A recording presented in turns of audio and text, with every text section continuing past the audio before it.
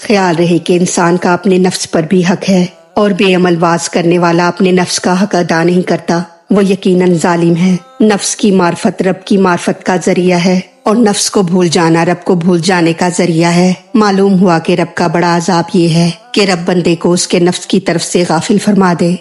اعوذ باللہ من الشیطان الرجیم، بسم اللہ الرحمن الرحیم۔ اتامرون الناس، کیا تم حکم دیتے ہو لوگوں کو بالبر، نیکی کا، یعنی تعجب یا سخت افسوس ہے کہ تم لوگوں کو تو اچھی باتیں بتاتے ہو اور اپنے آپ کو بھول جاتے ہو۔ اتامرون امر سے بنا ہے، جس کے معنی ہے اپنے سے چھوٹے کو کسی چیز کا حکم کرنا، اور کبھی امر مشورے کے معنی میں بھی استعمال ہو جاتا ہے۔ بالبر، نیکی کا، اس سے یا تو ہر اچھی بات مراد ہے، یا لوگوں کو ایمان کی رغبت دینا، یا ایمان پر قائم رہنے کا مشورہ دینا، یا لوگوں کو نماز اور زکوٰۃ وغیرہ کا حکم دینا، یا کتاب اللہ کی پیروی کرنے کا حکم دینا۔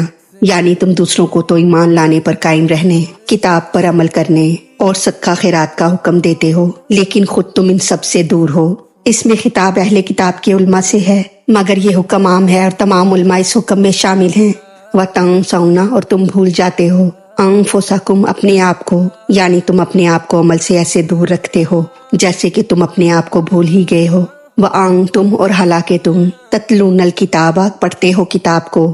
تتلون تلاوت سے بنا ہے، جس کے معنی ہے متبرک چیز کو پڑھنا، یعنی تم دن رات کتاب میں جا بجا پڑھتے ہو کہ جس کا قول اس کے عمل کے خلاف ہو وہ عذاب اور وبال کا مستحق ہے، اور پھر تم خود وہی حرکت کرتے ہو۔ افلا، کیا پس نہیں، تعقلون، تم سمجھتے یا عقل رکھتے، یعنی تعجب ہے کہ تم اتنی موٹی بات بھی کیوں نہیں سمجھتے۔ کیا تمہیں اتنی بھی عقل نہیں ہے کہ تم ایسی ظاہر بات کو سمجھ لو؟ اب اس آیت کا خلاصہ اس طرح ہے کہ تم لوگوں کو تو اچھے اعمال کا حکم دیتے ہو اور خود عمل نہیں کرتے، حالانکہ تم کتاب میں جگہ جگہ پڑھ چکے ہو کہ جو شخص لوگوں کو نصیحت کرے اور خود اس پر عمل نہ کرے وہ شخص بہت برا اور مستحق عذاب ہے۔ اور یہ بات تو عقل سے بھی معلوم ہو سکتی ہے کہ دوسروں کو کچھ کہنا اور خود اس کے خلاف عمل کرنا بدترین گناہ ہے، اس سے نصیحت کا اثر جاتا رہے گا۔ خیال رہے کہ بے عمل کی صرف آواز لوگوں تک پہنچتی ہے اور باعمل کی نصیحت لوگوں کے دلوں پر اثر کرتی ہے۔ دوسرے بے عمل کو دیکھ کر لوگ سمجھتے ہیں کہ یہ سب جھوٹ ہے، اگر یہ سچ ہوتا تو اس کے دل میں خوف ہوتا اور وہ اس پر عمل کرتا۔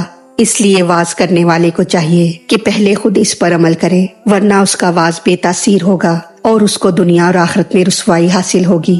ایک روایت میں ہے کہ جنتیوں کا ایک گروہ دوزخیوں کی ایک جماعت کو آواز دے گا کہ ہم تمہاری تعلیم سے جنت میں آ گئے، تم خود جہنم میں کیوں پہنچے؟ افسوس ہے کہ شاگرد جنت میں ہے اور استاد جہنم میں۔ وہ جواب دیں گے کہ تمہارے پاس عمل تھا اور ہمارے پاس نہ تھا۔ خیال رہے کہ انسان کا اپنے نفس پر بھی حق ہے، اور بے عمل واز کرنے والا اپنے نفس کا حق ادا نہیں کرتا، وہ یقیناً ظالم ہے۔ نفس کی معرفت رب کی معرفت کا ذریعہ ہے، اور نفس کو بھول جانا رب کو بھول جانے کا ذریعہ ہے۔ معلوم ہوا کہ رب کا بڑا عذاب یہ ہے کہ رب بندے کو اس کے نفس کی طرف سے غافل فرما دے۔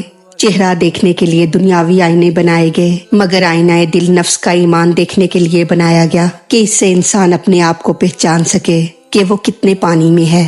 اللہ تعالیٰ ہماری غلطیوں کو معاف فرما کر ہمارا پڑھنا سننا اپنی بارگاہ میں قبول فرمائے، ہمیں دین و دنیا کی تمام نعمتیں عطا فرمائے، اور ہمیں عمل کی توفیق عطا فرمائے۔ آمین یا رب العالمین۔ وما علینا الا البلاغ المبین۔